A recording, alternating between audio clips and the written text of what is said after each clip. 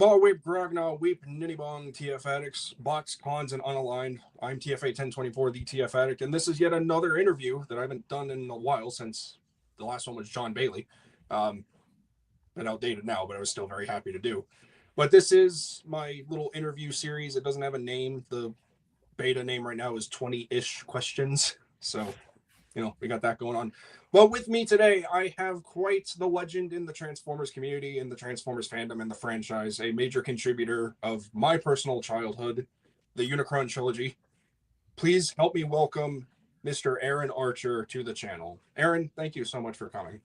Great to be here. Thank you. If you want to see any more of his stuff, please go check him out on Instagram. Be sure to check out the Toy Armada podcast with him and Protoman. He has been basically part of the Mount Rushmore of the Transformers franchise since, I believe, Beast Wars is when you were in it, right? It's when I started touching it a little Kenner. bit. Yeah, a little bit at Kenner. Okay.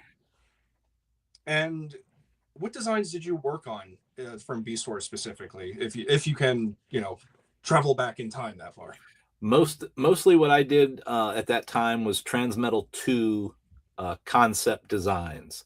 So I didn't actually design the toy products. So I had no say in final details or color or anything, names even in some cases. But I did sketches. The first sketch I did was for the Red Dragon Megatron. Ooh. The Scarum Beetle, a little bit on definitely Cheetor and Dinobot. Scarum Beetle was Insecticon, if I remember correctly, right? Or I don't remember. No, wait, you said Transmetal. I'm sorry. Transmetal's 2. Scarum, I believe. Yeah, Scarum. Yeah. What a goofy name. Yeah. The mummy, I think, was out around that, coming out or would soon be out. So those beetles were a thing. Yeah.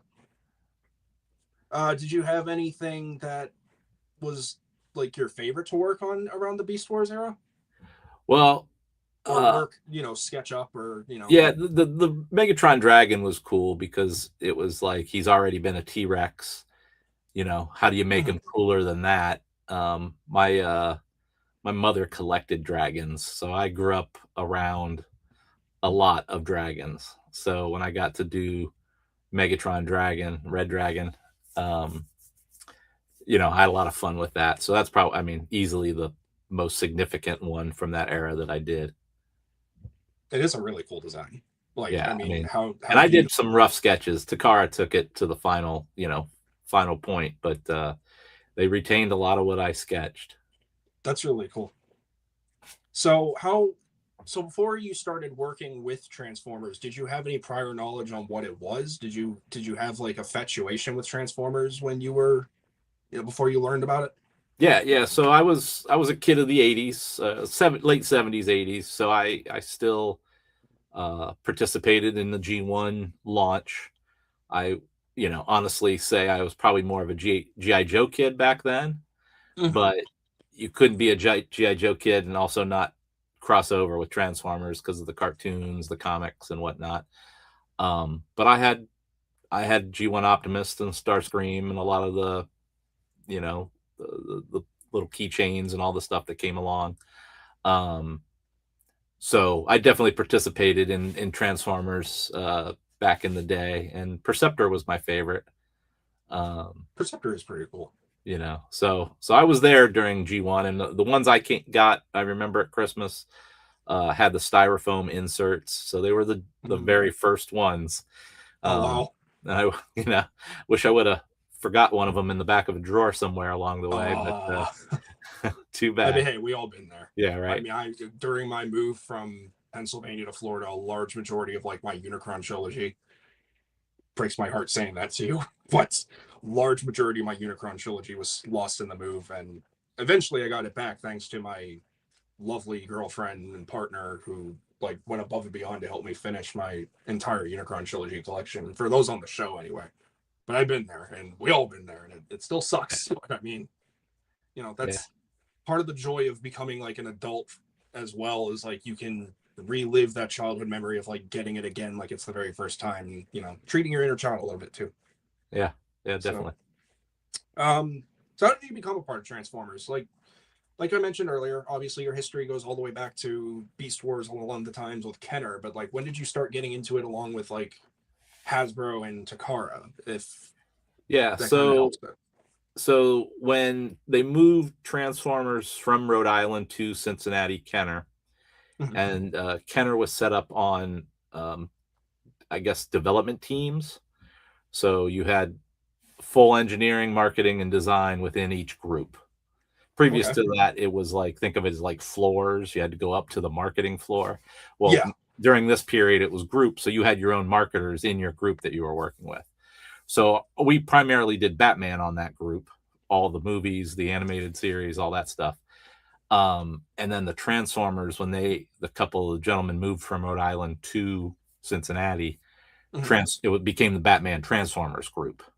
So Okay. I worked alongside the Transformers team for probably a year and a half. Every team meeting, development meetings, they sat, diagonal from me. So I was aware of what was happening with Beast Wars and what was coming over from Rhode Island and all that kind of stuff. But I was doing my Batman stuff. And because I come from kind of a comic book background a little bit. Okay. So um but I'm very creative. I draw a lot, and that's kind of how I got into Kenner in the first place. I mean, Uh, yeah, I would definitely say you draw a lot. yeah, there you go. So I like concept designs and making up stuff, basically making up stuff. I'm not a style guide kind of person. So anyway, the guy that was in charge of Beast Wars at the time, a guy named George Bosnos, he wasn't a drawer. He was more of a model maker and a Okay. process person. All Mhm. the pearlescence and the shininess of Beast Wars at that era, the different texture things that were happening with the plastic. He was into that. So he was like, "Hey, can you draw me up some? We've done transmetals, which is metal on the outside, skin on the inside. And Yeah. we've done skin on the outside, metal on the inside. Uh, can we come up with some cool way to show both all the time and still make them look cool?" So he charged, he kind of asked me to do that. It wasn't part of my work job per se. I just helped him out Mhm. by drawing up these sketches. So that would have been, 98, 97 even. I would have been 2 years old. Um, It's kind of crazy to think I'm about. not hearing you all of a sudden. Oh no. How about now? No. No.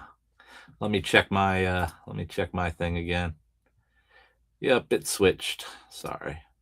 It's all good. Can you hear me now? Do I need to get a How's that? Verizon phone? Oh, why did it do that?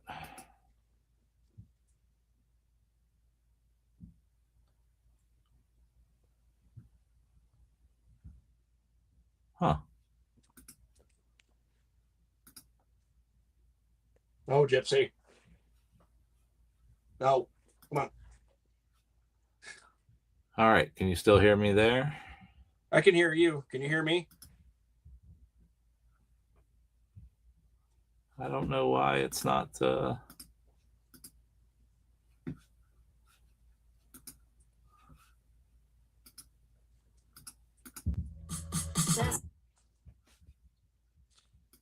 Huh. Says it works, Can you hear me? but I can't hear you.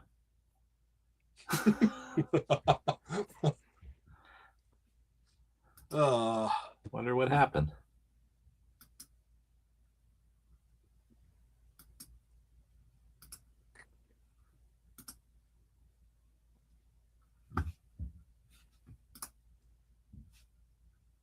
okay, can you hear me now? Anything?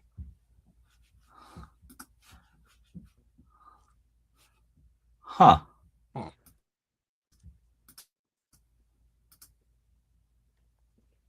Gypsy. Hey. try. No. No.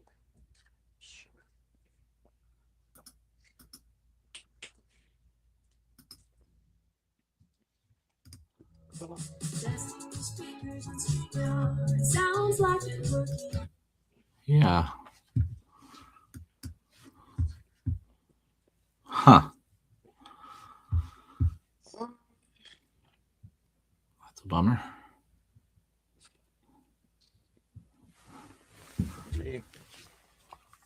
Okay, everyone else can hear me. We're having tech issues. Can you type it? Huh. Why does that not work?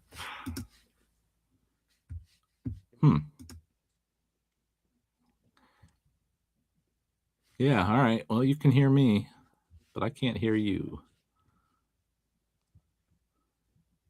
That's weird. That's weird. All right. Well,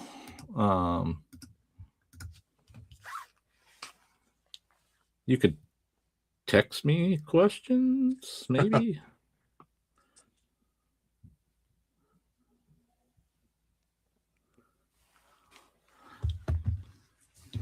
Yeah, we could just go back and forth this way.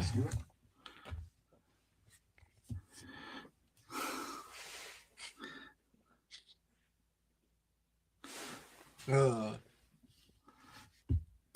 see what I can do.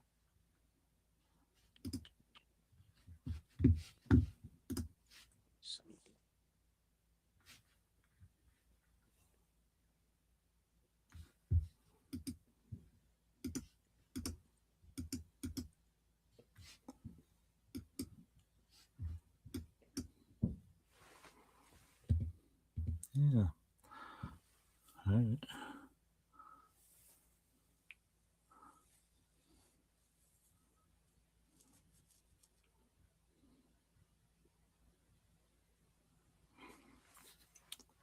Tech is a strange thing some days.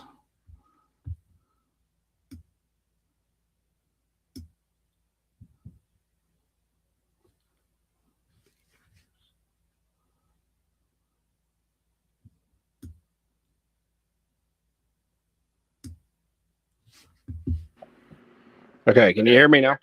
Whoop. Yeah. Okay. I don't know what my iPad is doing. It just, I guess it had a seizure. I don't know. Okay. But we're going to do this and then swap you back. And then we'll just do everything from my mobile, which is completely fine. Sorry about that, folks. Only on my channel will you have these type of tech issues. Okay. So, where do we last leave off? You were talking about so George, and yeah. So George asked me to draw some of the things that became Transmetals 2, and Okay. that was the first touch I might have had with Transformers directly. And how I knew I liked it, because a lot of brands, you can imagine a Star Wars or a Batman movie or something, you get a lot of photographs sent to you. There might be expectations from the partner about how accurate something needs to be. Mhm. And Transformers, we got to make it up. And I kind of like that creative environment anyway. And it was a lot more fun to make stuff up than to be told what to do or be sent a photograph to match, kind of thing. Right. So I fell in love with Transformers as a product designer for sure then and there. I forgot I had my camera off. It's not working. Oh well. I'll just do portrait. It's fine. So anyway, I'm sorry. Please continue. So you know, I knew I liked it. So what happened was in late 2000, they were going to move the Kenner office from Cincinnati to Rhode Island. Uh-huh. And most of the people that were in the on the Transformer product line weren't going to make that move. They were Cincinnati people and didn't feel like moving to Rhode Island. So I was able to kind of offer myself up and say, hey, I enjoyed doing Transformers. You need someone kind of senior because of the relationship with Takara. And that's kind of how I got on it officially in late 2000. during the beginnings of what became RID translation and what became Armada. My G1, of course. So I'm not gonna lie. I did a little bit of quick research because I'm only familiar with you with the Unicron Trilogy. I know that you and Eric, Mr. Siebenaler or Siebenaler. I forget how to pronounce his name. Last name. It kind of goes both ways. Siebenaler. Siebenaler? Okay. I keep hearing Siebenaler because that's what Kian says. If you're, I'm pretty sure you know Kian Carlisle. Yeah. If you, so I know he says Siebenaler and they start saying Siebenaler. So I just want to make sure I'm doing respect to his name as well. But I know you and him, we talked about this at TFCon Chicago. You and him had a bit of responsibility in creating, who I like to refer to as my boy Tidal Wave. Yep. So, which, thank you again for that. That's my very first Transformer. I still have him to this very day. Granted, this isn't the same one. That was one of the ones that got lost in the move, but I found one for dirt cheap on eBay for $60 bid. This was my first ever auction win, so nice. Hell of a way to get it back, right? So I'm gonna be going blank screen because I do have all my questions documented. Yeah, sure. So let's see. So you became part of Transformers, working with Kenner, the Batman stuff. So what was the design process like? You kind of gave a gist of it. You just kind of got to sit down and do sketches. But did you make stuff or sketch up stuff that wasn't able to be used, that kind of just got pushed to the side a little bit? Or in that era, or on Transformers specifically? I would say specifically in Transformers, because again, doing research, I noticed that your contribution to Rido 1 was the deco for Bruticus. That's one of them, yeah. So did you have any other unknown works that? Well, RID, I mostly had to adapt what they had done, so we had to create new logos and things. I had to name everybody. Mm-hmm. So we can, good or bad, some of those names. I did do the colors for Bruticus, which was a Beast Machines item that we had to put out in that RID package. He was Beast Machines? Yeah, originally it was a Beast Machines character. Oh. And then I changed some colors on the combiner. Obviously the blue tank is the big one that doesn't match animation. Yeah. We created some of the smaller versions of Nemesis Prime, Optimus, and Ultra Magnus, and X-Brawn. I created those smaller toys. Oh, the Spy Changers. Yeah. Oh, that was you? Yeah, those weren't Hasbro or Takara hadn't done those, but Hasbro needed more for that price point. Yeah. So we created those toys during that time. I don't talk a lot about those, but I did do a few RID items.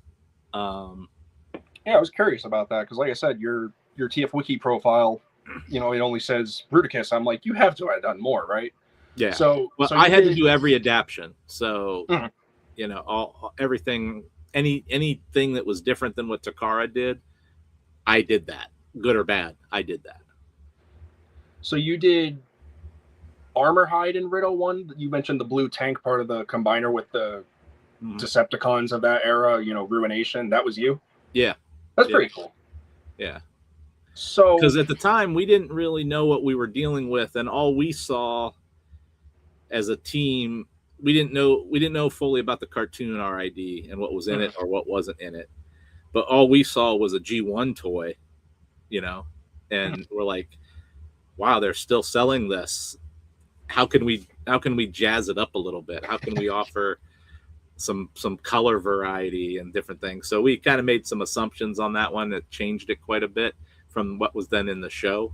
But that's why at the time it was like, wow, this is an old toy. Like, I had that toy as a kid, and here I am recoloring it. Like, oh my God. So that's why such dramatic changes in some cases.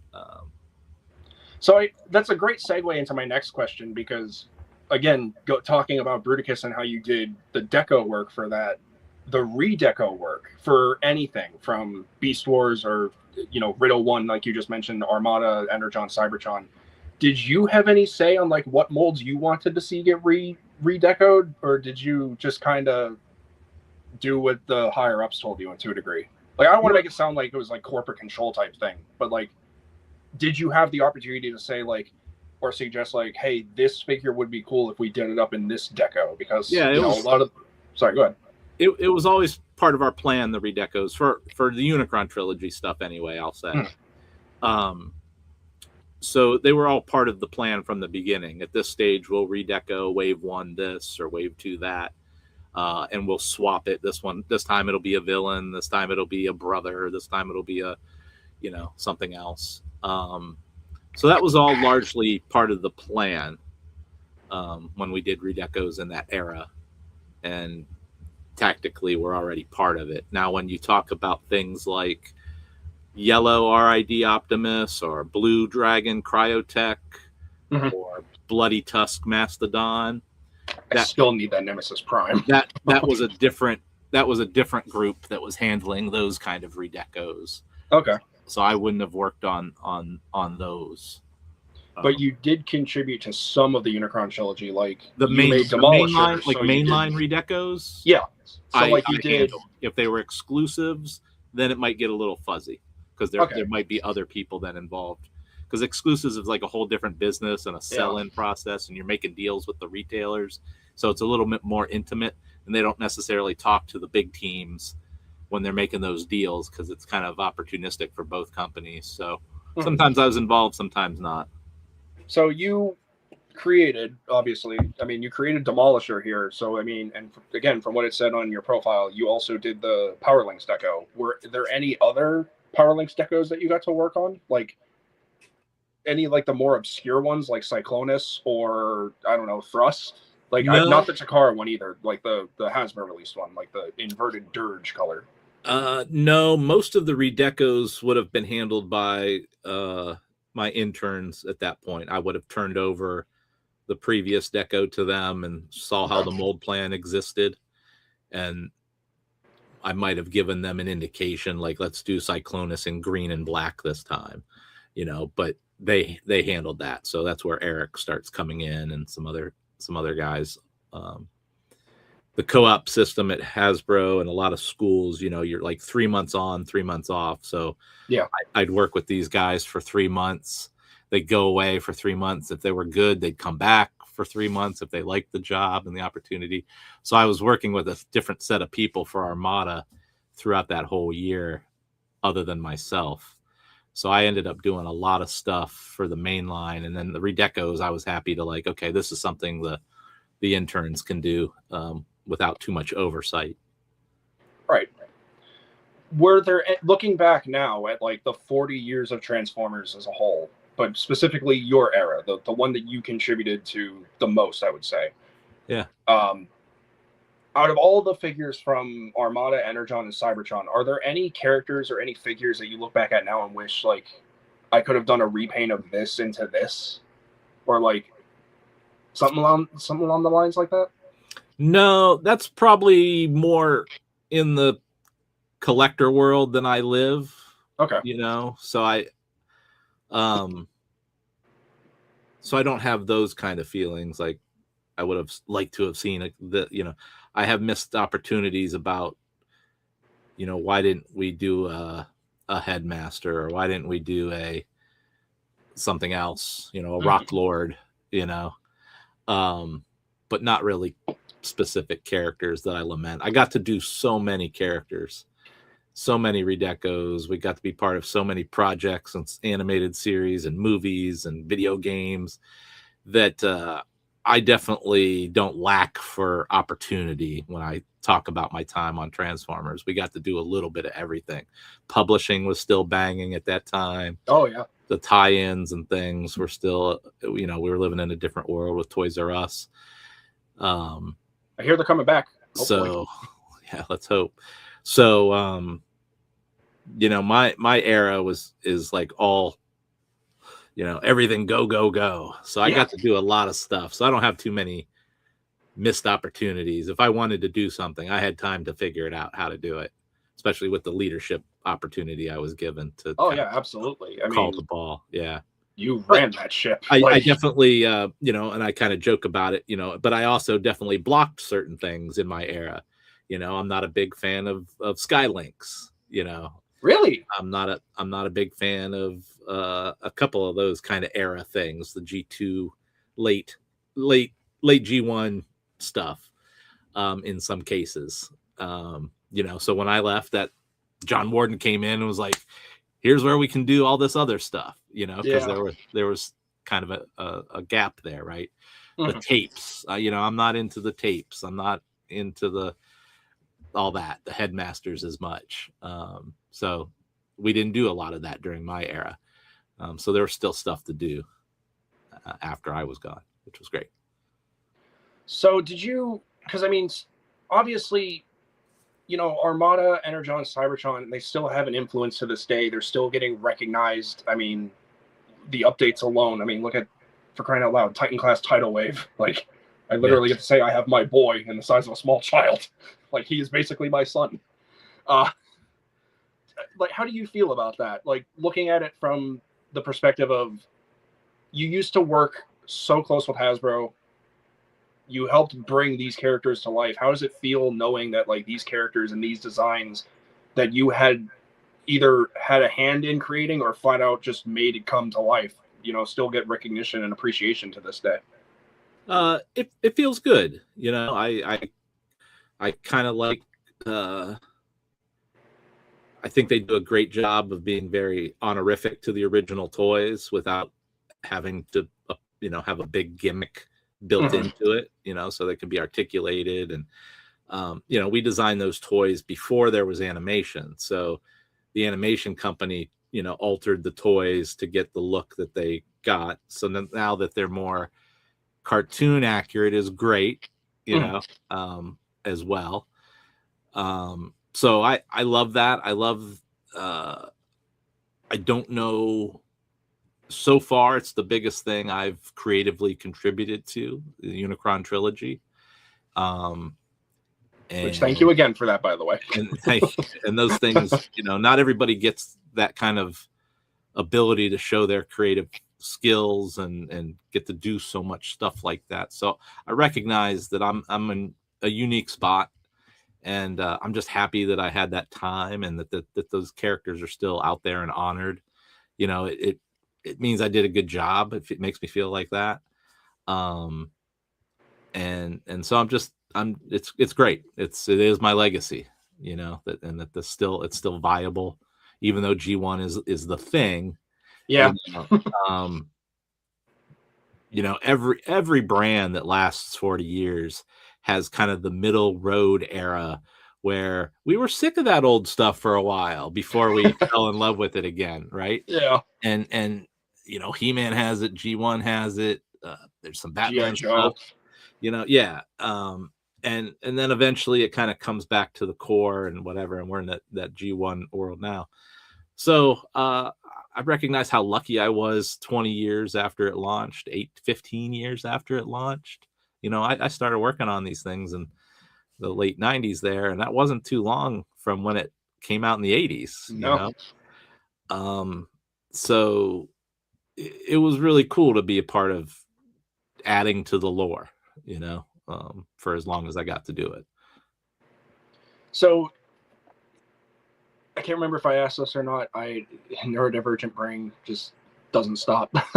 But taking, you know, talking again, looking back at everything, did you have any particular favorite installment that you got to work on from the Unicron Trilogy, like Armada, Energon, Cyber? I know you're the creator of Vector Prime, like that whole design, which I mean, it's perfect. My personal opinion. Each one of those series was think of it as a different time frame in one's career. You know, so for Armada, it was me showing off my artistic creative skills with character creation, answering the call for fun, compelling toys, working with marketing on comic books and package design, and working with Takara on laying out a show and how to get all that tied into the toys.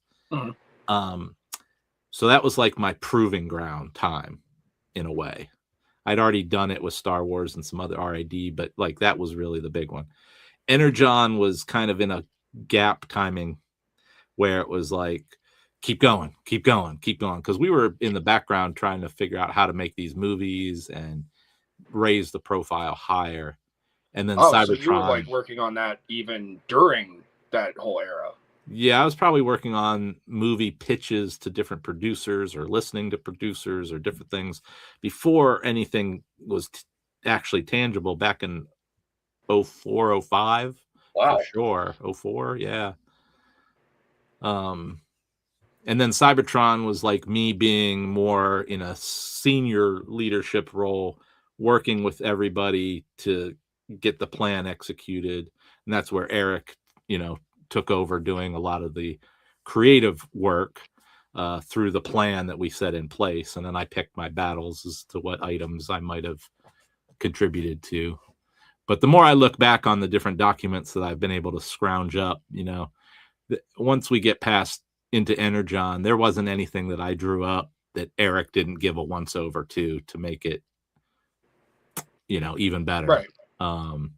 So, we definitely were a very strong creative partnership for a long time there. I know you're responsible for Slugslinger here. What was the story with him? Just kind of sketch something up and I like weird make it into a toy?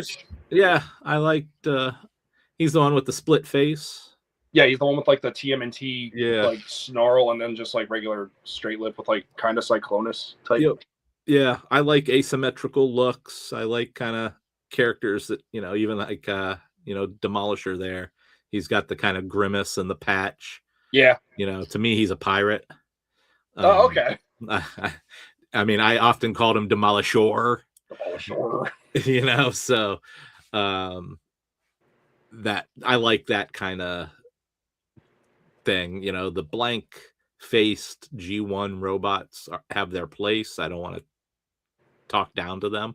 No, of course not. But I certainly have more fun with the Cybertron Megatrons and Vector Primes and some of these guys with a lot of stuff happening. Yeah. Cybertron was definitely like one of the staples of that era as well, because it's like I feel like that's where a lot of the most unique and radical type designs came out into play. Like Energon, I'm gonna be real. I may love Unicron Trilogy. Energon sort of leaves a sour taste in my mouth for the sake of like not the toys, just the portrayal of the characters in the show, like what they did with the Armada Decepticons that you helped make into toys first and then animation. Like, yeah. I don't like what they did with Demolisher. It's a good example of sometimes you can find success and you can't follow it up because you didn't lay the track ahead of time. Yeah. So we knew Armada was going to be a focus. We wanted to put a push towards it for the company and have licensing partners and all that kind of stuff. But Energon, like I kind of said earlier, for the love of God, just keep it going. Keep it going. And like we rushed to decisions and we kind of rushed some, the package was very dark. Mm-hmm. The animation partner was a whole new partner, but we already had our timeline scheduled, so yeah, they had to hit what they had to hit. I dislike the, they scan the toys for that CG look. Oh, really? And that's why if you look at the show, sometimes you'll see the hollow backs of feet and the screw bosses. Oh, no. and the, the hinge things, because it's like they scan the toy and, the toy is not the character. No. That makes it all hollow. That's right? Basically just like a product come to life on the screen. I mean, yeah, that's not what you want. That's you like Toy Story. Yeah, it's basically Toy Story. Yeah, and so I've always had a problem with the Energon animation for that reason. Also, it has its problems. We were bold on the toy plan. It was, maybe not how kids wanted to play with their Transformers exactly. Some fun stuff in there, but Cybertron was a nice follow-up for sure. I still strongly think Cybertron like is the one that stands out. Like Armada was probably, in my personal opinion, the best introduction of that era. I mean, it was the introduction, but it's still the best personally. Cybertron is like the next step. Like Energon's kind of like a mid step, you know. It's like you trip a little bit, not in terms of toys, because the toys I still personally find enjoyment in. Like I really like Slugslinger. A lot of people don't because you know he's kind of lanky and like all the parts don't always connect. But like I like him because I had fond memories of him. Yeah. Plus I kind of headcanon him as Cyclonus instead of Snowcat, which no disrespect to Snowcat. Yeah. Design's cool. Just don't like that it's Cyclonus. Yeah, we not everything I did was perfect back then. Oh no, don't take this as judgment or anything. You know, I still like hold you to like a Mount Rushmore degree of like Transformers contributors because again, you created my childhood. But you know, like just looking at stuff like that, like I'm not sure how to really word this into a question. I'll try my best here. Were there some designs that you made like Slugslinger or some of the other stuff that didn't really get to see the light of animation that you wished you could have saw in Energon or like Armada or anything, or Cybertron? No, and I mean largely what we all love in fandom is, you know, what else is out there, you know, what don't we know about and all that kind of stuff, right? Mm-hmm. Unfortunately for me, I was very well planned with my marketing team from the beginning. So almost everything we set out to do, we got done. So there's not a lot of lost designs in that era, mm-hmm. because we knew from the beginning we were going to do a car, an airplane, a helicopter, a tank, a motorcycle, a jet, redeco, a pickup truck, you know, and like we knew from the beginning. So you know, and when we get to like things like Slugslinger or Sharktacon was cool. I wish he showed up in the cartoon. It's like we just had spaceship, you know, Decepticon spaceship stuff in the like shape that. Of a shark. Yeah. So unfortunately, because we had two companies, Transformers are not easy to create, that we had to be very well planned so nothing got made that we didn't then want. So there's not a lot of lost things. And Eric is such a good character designer that we didn't even have to do a lot of iteration. You know, it was like he and I could mind meld, look at some reference, talk it through, and whatever he drew up was going to be the way we went. You know, we didn't have a lot of extra time, nor did I have the desire to get nitpicky with things. Right. You know, it was go, go, go. One robot head isn't going to sell one more toy or not, you know, was kind of the attitude. So it was like, is this pretty good? Is this good enough? Is it a villain? Is it a hero? You know, is it the right shapes? Okay, let's go. We didn't have a lot of extra voices second guessing much at that time because we were hitting on all cylinders for a while there. Yeah, I'll say. And that gave us a lot of freedom to do what we thought was cool. And hence how I can do things like Slugslinger and Sharktacon and get those in the line. Starscream too. I mean, Starscream's a good one.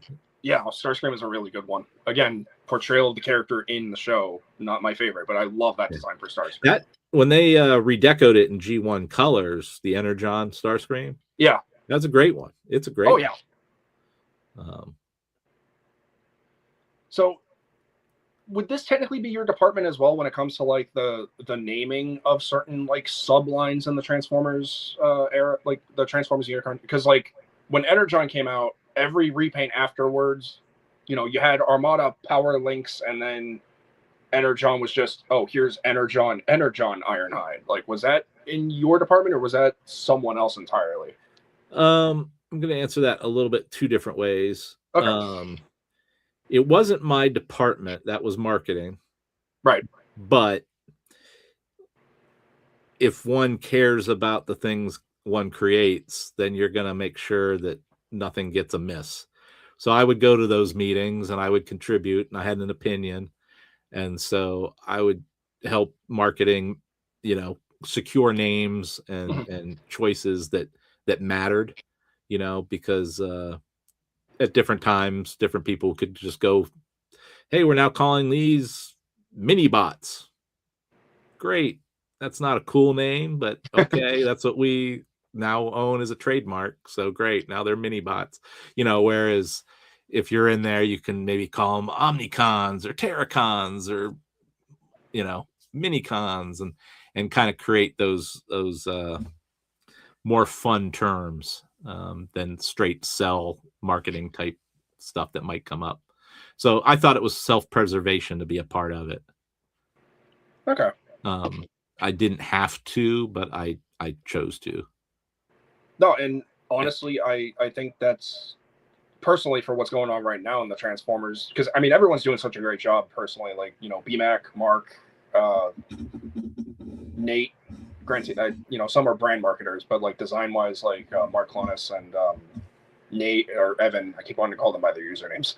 They're doing great, and yeah. I've heard on a few instances where it's like they wanted to do this, but corporate was like, no, because it'll affect the budget or whatever. And I understand there's budget constraints in anything, movie production, TV show production, toys, even clothing or whatnot. Did you have any experiences like that back then? No, not back then. No one ever told me no. Okay. But everything was on up and up. And what I'll say was from, Beast Wars, which planted a new seed for Transformers, no doubt. And then through Unicron Trilogy and some segmentation and things and collector reissues at Toys R Us and whatnot, I use this metaphor. I got to rebuild the Transformers mansion. Every year we got to add a new wing, a new tower, a new garage. And it was really cool from 2000 to 2010, 12, now we're working with Cartoon Network and now we got a whole new comic partner. And now we got, and it was just building this giant thing. Well, anybody will tell you building anything is great and fun. Maintaining it is very difficult. Yeah. And they live in a world where, they have to maintain this monster that is a profit generator for Hasbro now. It's universally known.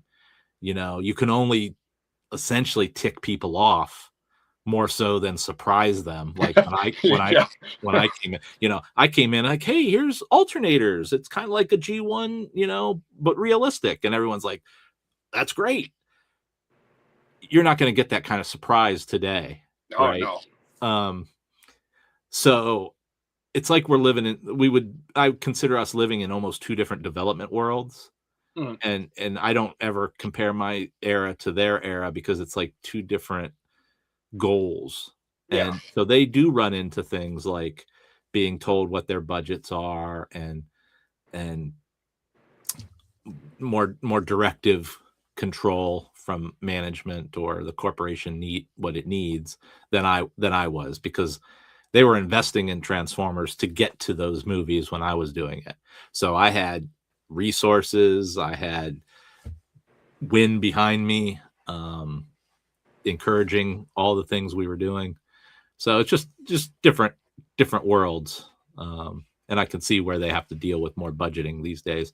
The tooling on these things is wild. You're dealing with a lot of parts. It's a lot of assembly. All that stuff is human touch in the factory. All those little paint details and everything. Transformers is a high cost product. We all know that in the fandom, but just to manufacture it, my costing was very different. And then when you start adding in licenses and different things like that, that cost is only they do have to concern themselves with how they build them and what they're building them to and why, and in a different way than I had to deal with. I mean, I had my own version of that, but not the way they do it now. Yeah, because I would say from Beast Wars to probably literally the movies is like that was an era of like experimentation where it's like now you're looking at Transformers as a brand and it's like it's kind of nothing but sort of rehashed G1 with like maybe a sprinkle of experimentation into it, which is my personal preference, is the experimentation, because like you keep shilling out, I can't say it any other way, it's kind of what it is, unfortunately, but it's like you keep shilling out the same stuff, people are going to be like, this is boring. We want something different. We want something new. And that's where I think Unicron Trilogy, Beast Wars, live action movies is like, they made their mark. They did something that Transformers wasn't, they never did before. And it really stood by a lot of people, myself included. I mean, look how much I gush over the Unicron Trilogy. Yeah. I mean, they do a decent job of it. I mean, I make the joke that it's a lot of red trucks over the last decade, and I had done a lot of red trucks myself and was like, when are we going to get off red truck? And here we are still doing a lot of red trucks, but they sprinkle it in with the Mastodon and the Lion and the Armada, and so they're trying. Yeah. But more people now know the red truck, and that's kind of, if you show somebody them a monkey, they're gonna go, what's going on? Like, I thought he was a red truck. So they're maintaining the brand how they got to do it. Yeah. And that's not to discredit them or disservice them for what they're doing now, obviously. Like, when I'm talking about that, I mean, like, you're comparing apples to oranges, like you said. It's two different worlds. So we noticed recently when Mark had to go on temporary leave, they asked Eric to come back and help design some of the Transformers products at that time. Has there ever been an instance where anyone reached back out to you and was like, hey, we could really use your help on the brand in some capacity? Have you ever had that type of opportunity yet? Or is that something you're looking forward to? No, I haven't not done it on Transformers. I've worked with Hasbro on some other properties along the way. But I don't really know too many of the people that are on the brand. I mean, I know Mark, but I really look at it like I got to leave my mark on the brand and got to do a lot of stuff. So I don't know how many of any of us would call our old bosses or the old guy that used to do the thing and say, hey, you want to do some more of that? So fair. I'm also not surprised I haven't got a call in some ways. You know what I mean? Yeah. That's just how it works. I didn't contact the guy that I took over for and ask his opinion of, you want to help me with this, that, or the other. So that's just the nature of it. As they've done some of these, they're not reissues. I don't know what we're calling them. They're not redecos, but they're reinterpretations. Yeah. Modern updates is basically the term I go by. So, it would have been fun to maybe make them better, because we were making them so fast and so feature based that, there's definitely improvements on some of them that can be made, but they're doing that fine without me. But that's just how it goes. I mean, I remember when Armada Prime came out, and I think you were one of the first people I reached out to. I'm like, so how's it feel seeing your Optimus Prime basically get an update? Yeah. Which I'm so happy that not only is that figure so respecting of the original, even without the gimmicks or anything. I'm just glad that Armada is still getting, again, all of the Unicron Trilogy by proxy is getting appreciation and recognition through the years. Well, to this very day. Some of the, a little inside baseball here, but some of the dirty little secret is the fact that, Hasui-san and Kobayashi-san and some of these other guys, they worked on the Unicron Trilogy stuff when they were young designers. So they're having fun reinterpreting their early work. They didn't grow. They were absolutely killing. They weren't doing G1. They started during my era. And so I can see where that would be fun for them to come back and make some of these items better, or certainly more, like we said, animation accurate. Mm-hmm. I mean, we've come a long way from like 40 years now is honestly crazy. And again, I can't help but keep saying it. I'm just really happy to see Armada still getting appreciation, because a lot of it gets dogged on sometimes. Because that's the thing too, right? From a perspective, like from a kid's perspective, you're looking at an OG Armada toy and it's like, oh, fun. You look at it from an adult collector's perspective, you're like, oh, this is kind of hindered by the gimmicks, which, not to say it's a bad thing. It did its job as a toy when you're a kid. As an adult, it's like you kind of want more. And then, you know, you got these remaster or these updates, and it's like, this was the dream toy that, you know, little 7-year-old or 5-year-old Timmy wanted all along, and you finally have it. Yeah, I mean, this stuff isn't it. While you can leave your creative mark on it, it's not art. Yeah, it's part of a longer conversation about trends and zeitgeists and what's happening in an era, color wise and everything else. And I'm happily ensconced in my era. Like it can be done better, but that's what we did then and what we had the time and budget and stuff we had then. And the focus, so focus was clearly features in that era. There were a lot of fun ones too. I mean, Armada Smokescreen, which they were made for kids. They, as we age out or age up, it's like, yeah, of course, some of that stuff might not look as attractive.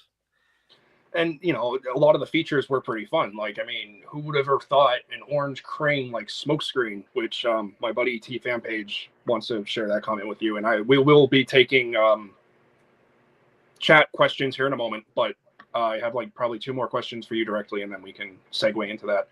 But like, who would have ever thought, oh, let's make a crane, have like the actual crane arm extend and become like a giant projectile cannon, or power link with Liftor or the Skyboom shield and become a catapult or something. Yeah, so there's a lot of creativity there. Yeah, very toy centric stuff. I mean, we've talked a little bit about, I got my start at Kenner. Kenner in the 80s particularly was famous for their features, Superpowers, Ghostbusters, Chuck Norris, where you squeeze. Yeah, where you squeeze the legs and things happen. Beetlejuice, Bill and Ted's had a little bit of that. And I grew up learning from these guys that could take, some styrene, some glue, a couple springs, and have a backpack open up and something pop out, and and so I grew up with in the industry and with feature-based toys. Yeah. And in some cases, with the help of Takara, Armada is the ultimate expression of everything I learned from what Kenner had going on back then. Armada is definitely an experience, and I'm just so happy it exists. I mean, all the mini cons you came up with too. I mean, like, what was that process like? Did you just sketch up a bunch of little bots and then, oh, this is what they transform into? Or we started with the 3 packs, like themes for the 3 packs. Yeah, like straight action minicon team, air defense military minicon team, or air defense. We figured each could give us a different play pattern. Okay. So obviously, some of them combined to form weapons or a figure. Other ones had little gearing. The street action team, they were just supposed to look really good, like, and have elbows and, kind of be a little bit better of a transformer. I don't know if that actually came through in the end, but they were real looking cars, kind of fun that way. And it was fun to create that extra level of collectible. There's a lot of extra robots in Armada, so that that was a big headache. Every one of those minicons had a name, so I tried to make the case to my boss at the time that, like, no, I didn't do 200 SKUs, I did 350 robots. Jeez. You know what I mean? Because each one had a partner bot, or there were 3 packs, or and then some of the BOGO stuff, with a separate color 3 packs on top of a Ultra. So the minicons were just fun. They were just fun, but we didn't. If you look at them, they don't get a lot of deco. No. They maybe get like 1 or 2 at best. Sometimes, so they're very simplified. They didn't get voices in the show, so they're not always well-rounded characters. They're just kind of the fun popcorn they were meant to be. That's a good way to put it. Yeah. So, I guess, the last 2 questions I have that I can think of right now, because unless you want to stay here for a little more than an hour, but I don't want to take up too much of your time. going back to modern updates and everything, are there any designs that you personally worked on that you would like to see updated to this day? Well, I don't know if they're listening to me or I'm just keyed in on who should get remade, but everyone I've had on my list down the line has now been recreated. For a while I was like, well, Vector Prime would be cool, or Sideways, or Dude, that Sideways looks so good. Tidal Wave would be cool, and I think they've announced that they're going to do a Jetfire. They did. It's I think you saw my story on that too, but I did some like digging, was looking at leaks and everything, and it's like the listing was for a Commander Class 2 for this year, and then Onslaught, Leader of the Combaticons was the first one, and I'm like, it has to be Jetfire, because it's like they've teased it. When they did Armada Prime and his little chest piece comes off, it's like, that's very much a clear indicator that shield is going to clip in there, and I mean, they have to do a Jetfire. He hasn't had a figure in basically 24 years. Yeah, he hasn't really gotten a redo. He's such a cool design too. Like, that's my favorite, not just because he's Armada, but just because it's like, when I think Jetfire, I think dude that transforms into like NASA space shuttle. Like, he looks sick. At this point, I would just be getting greedy, because there's been they've done the Red Dragon, and I'm waiting for the Red Dragon redeco into Cryotech. I can't believe we don't have that already. Right? I like that they're doing Mega Zarek of the Megatron mold. That's crazy. That is crazy and cool. I'm fine with that. I have to like, is it Cybertron Megatron is the next one that needs to be updated? I mean, that'd be cool. I don't know how they would do it. He'd probably be a commander, because he's gonna be a triple changer, because he transforms to like the Batman style car, and then well, maybe they get rid of the third mode and just do a nice Batmobile / Megatron. True. I wouldn't be opposed to that. That'd be sick, though. That thing was crazy. I had a lot of fun on that one. Oh, so you did? Okay, so you did do more on Cybertron, because like I said, the thing only said you did Vector Prime. No, I did a little bit on Megatron, or a lot on Megatron. So I did all the Unicron Trilogy Megatrons. Okay. Eric did the Cybertron Optimus. Obviously, that's his masterpiece. I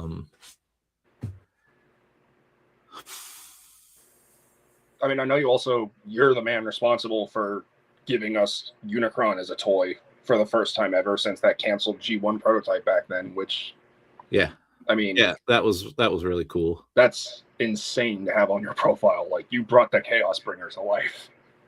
Yeah, I at the time, that's a pretty weird item, a planet, even to this day, whenever, Primus comes up or Unicron comes up, I'm still shocked that a planet could be made into a great robot, it's not as sexy as a sports car. No, but it's cool as hell. So I guess my last question before we go on to chat questions, because we do have a couple, and hopefully there might be some more, but they, again, don't want to take up too much of your time. Do you have any advice for any current designers or aspiring designers that you'd like to share with them? I think, it comes in a couple ways. I think there's a lot of tools in the world. I think knowing what you're doing is key. So practice whatever it is you do, whether it's digital or analog or, a sculpting tool or whatever. I think just being passionate and knowledgeable about it is going to be the future key. Not dabbling, getting into the toy world of it all. I think people should really invest in 3D, understanding the 3D processes. It doesn't mean you have to do 3D printing per se, but toys are ultimately physical objects. And knowing how things work in 3D, whether you're a model maker or working with 3D printing or building the files that actually can be, not collide and everything. That's critical for toys. We're not in an era of, it's easy to get the flashy designs now. That's kind of the era I came in. I got to do the flashy designs, but you can execute that so much with existing reference, AI tools, if that's the route the company wants to go. Like that's not where value is going to be totally found in the future. Passion, knowledge, and diversity is probably your best bets, even over a degree in some cases, I would say. Really, you know, and you can't half-ass it. Any of these creative fields anymore, you really have to love it so much you're gonna ignore your family, you know, if you want to be successful, because it's just too hard. Yeah, it's just too hard to be successful. It's basically like the grind till you die mindset in a sense. A little bit, and that's unfortunate. Mm-hmm. You know, the road I had, which was kind of in its own way hard, is such in the rear view mirror, like wouldn't even be an option now if I was starting out. So I find it difficult. So I think people should follow their own path, make their own stories, make their own publishing, make their own animation, talk to people that are like-minded, and, you know, that kind of stuff is probably more valuable. It definitely seems like it nowadays. Well, let's go ahead and get some viewer questions. They're a little repeat offenders, but for the most part, yeah. Thanks for answering all my questions, Aaron. I hope I asked some interesting ones. I hope I, yeah, I don't always get the basics out and stuff. So this is good. So this is from Noble0563. Will we ever get a Toy Cast podcast of Transformers classics? Yeah, that's definitely one that needs to be done. It's a funny little time period in there that little did we know would start this whole thing that we're still living in. The very first generation one, like modern updates, and now look how far we've gotten. It's a good catch-all, you know, kind of whatever they call it, legacy or, you know, Age so of on Prime, and so forth, you know, but it's all classics, you know. Very much. This isn't a question, but again, I've shared this a couple times. But again, my buddy T fan page wants us to just share. He loves the design for Armada Smokescreen. Yeah, I think it's not a dog. That toy's not a dog, but design wise, there's a lot of missed opportunities for me. So I see it as less than what it could have been, or I made weird choices. You know, that orange and blue are kind of a weird combo. I mean, at least it got, I don't want to say corrected, but it got like modified in the universe line where it's like, oh, he's in a 2-pack with Tread Shot, and it's like he's done up on like the G1 blue. Yeah. I still don't understand the whole mindset behind, let's call this Orange Crane Smokescreen. Yeah. I know that's not your thing. I know we talked about that. It's just weird. I might have applied that name to it, but that was one thing that I will tell people is when we were working on this stuff in 2000, 2001, predominantly, we were at the early days of the Transformer boards, you know, where people can communicate, and that fandom was even a thing. Yeah. You know, so we're still talking to kids and looking at Hasbro's assets. Names are assets. Smokescreen is a great name, period. It's a pretty good name. Hasbro would like to protect that name.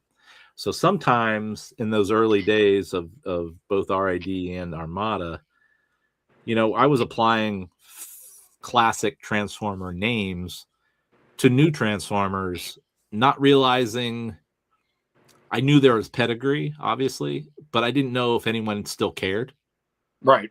You know, like, so that's how you get things like Smokescreen on an item like that, because it's a great name, but it's not meant to be, you know, the Smokescreen of the past. Yeah. Or G1 Smokescreen. I'd often say at conventions, you know, someone would ask the question about a name or kind of misuse of a name, or why that character would have that name at all, and I'd be like, well, have you, what's your name? Tim. Okay, Tim. Have you ever met another Tim? Well, yeah. And have you heard of other Tims? Well, yeah. Well, Cybertron's a big planet. They don't all get a unique name. Right. There might be more than one Smokescreen or Cosmos or Prowl. Prowl on that planet. Cyclonus, it's only the designations, Ultra Magnus, Optimus Prime, Elita 1, that might only be the ones, because those are designations like a military title or something, and not just a name, And then there's the weird names like Bumblebee, because he's yellow. It's kind of, he's not, over the years we've created the stingers, and he kind of has that skill set. Yeah. But there's no Bumblebee on Cybertron, So there's weird names like that. So when we were doing Armada, we were like, I kind of was like, I don't want to use Bumblebee, because that's kind of a non-connected name. The name should reinforce some sort of attitude or an inner character ability that will make the character better or more memorable. And so Hotshot felt like a better partner name than like a thing like Bumblebee, but operates the same way. Still a yellow car, still kind of the young up and coming warrior, Yeah, I mean, he's young like Bumblebee, but he kind of has like the personality of like Hot Rod. So I mean, you definitely found a way to meet in the middle and like give him still a very unique name. Yeah. So this is an actual question from T Fan Page 101, my very good buddy Brian. He asks, I'm curious if you wanted to see Transtech succeed, or looking back, were you glad to move on from something else, Unicron Trilogy and such? Well, this is where working at a Fortune 500 company, you can't help but be more capitalistic. And if Beast Machines had done better, and then Transtech was the natural follow-up, it'll have been a fun thing to work on. But once Beast Machines started to not succeed, the follow-up to it wasn't worth something fighting for. I'm not, So, so I don't know if, did I want to see it succeed? I don't know. I mean, I did, in the fact that if business was good, those were cool designs and a fun direction. But if people weren't open to that direction as it headed there, then we were probably right to pivot into something else, which became, RID for the stopgap and then Armada. So, I hope that answers that. All right. Another couple questions from Noble. Noble asks, Aaron, can you go into the history and design process of Transformers? Oh, wait, we already did that one. Sorry. What I meant to say was, this one. I'm curious on how involved Aaron Archer was on Transformers Animated and his thoughts on it overall. Yeah, so I was kind of what I call boss man at that time. I wasn't designing the toys per se, but I was representing the brand and the direction of the toys and working with the license partners. So I worked early days on where were we going after the Unicron trilogy with Eric and a couple other outside writers and different people to kind of come up with where's their new open space, where the new opportunities for the look of the products, the action of the products, the connectivity of those stories. And at the same time, Cartoon Network came to us and they were like, we'd be interested in partnering with you on a show. And so we transitioned that stuff. Sometimes people will hear about Transformers Hero. Yeah. That was the development of, okay, if we want to go in a different direction, these are the directions that have opportunities, we think. And one of those was in the direction that Cartoon Network liked. And then we, nobody forced anything on anybody. So we kind of we agreed that this is the soup we'd like to be in together, and then we started fresh from there. So the work we did on Hero got us to the right position to work with someone like a Derek Wyatt. You know what I Rest mean? in peace. Because Cartoon Network realized where we were heading and where they thought they could do, and they're like, okay, let's do it. Let's go here. And it was like, great. So I had I had big bucket things, responsibilities, but I didn't work on the toys. Eric worked on all those items. With whom he worked with them on, I don't even know, because at that same time I was obviously working on movie 2 and doing all that stuff out in LA and all that. All right. I mean, you have quite the repertoire, man. Like, yeah, I mean, we had to sell all this stuff in, make it rational for what the big bucket goals were going to be, be able to talk to a Walmart about why this is going to be better than other things that are coming out or that we've already done. So I was in that leadership position the later we go on the timeline, and less focused on any one particular plastic toy. Yeah. Well, I mean, I've said it time and time again, and I will not stop singing your praises until I'm blue in the face. You've made your mark. You have set your face on the Transformers Mount Rushmore of designers, contributors. I mean, personally, my Mount Rushmore is going to be like probably 100 different people, because I mean, and should be can't have Transformers with just like 4 people or like 1. You know what I mean? Like, yep. You've contributed to this brand in ways that they don't really attempt to anymore, and that's where I really like how much it stands out, and again, just how much appreciation, how much recognition, and how much passion is still shown to your era of Transformers. So not only as a fellow fan, but also as someone who grew up with this, like the TF addict, if you will. Thank you, Aaron, for bringing all of this to life and contributing for your, I want to say probably half decade, maybe a little more than a decade of the Transformers fandom or franchise. No, I was directly on it for 13 years, and then if you count the Beast Wars, I could add another year to that. Either way, I mean, thank you for what you've done. Thank you for what you do as a fan as well. I mean, guys, if you're interested, I highly recommend go onto his website, go pick up, Aaron Archer's Art of Transforming Robots Volume 2, as well as his current one, Volume 3. Highly recommend. And if you want to, please go check him out on Instagram. I'll leave his handle and everything down in the description down below. And don't forget to go check out his podcast, the Toy Armada podcast, which hope I can possibly guest on at some point. Wink, wink, nudge, nudge. It's a YouTube channel, I guess, more than a podcast. But yeah, it's a YouTube channel and podcast. I mean, the title. Yeah. So go check him out. Scan the QR code. Go check him out. Aaron, thank you so much for taking time out of your day to do this. I know we've talked about it a few times at both conventions I've met you at, which, again, still an honor and a privilege to, have your acquaintance and just to meet you, and thank you for everything.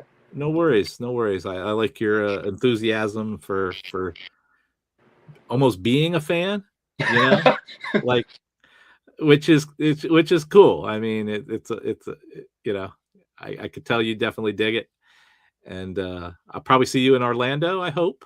I mean, as long as hurricane season doesn't get in the way. Like, if it's as calm as it was last year, knock on wood, I'm hoping I do see you.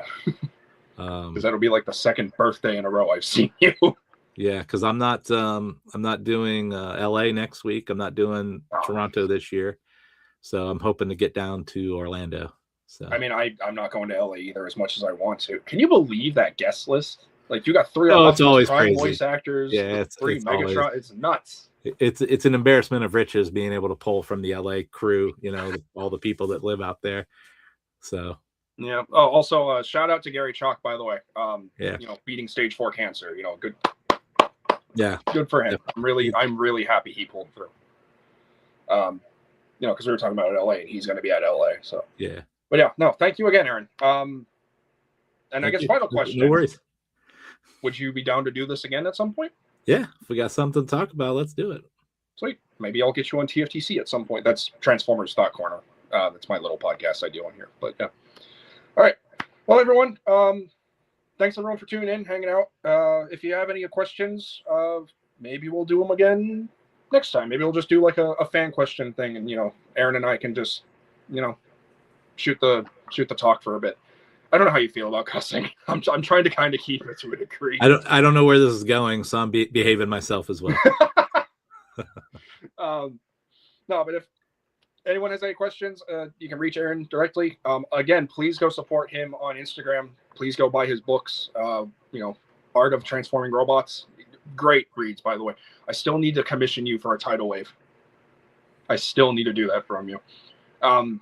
And if you guys want to see more interviews or anything like that, please feel free to hit that big red subscribe button so I can transform your entertainment one day at a time.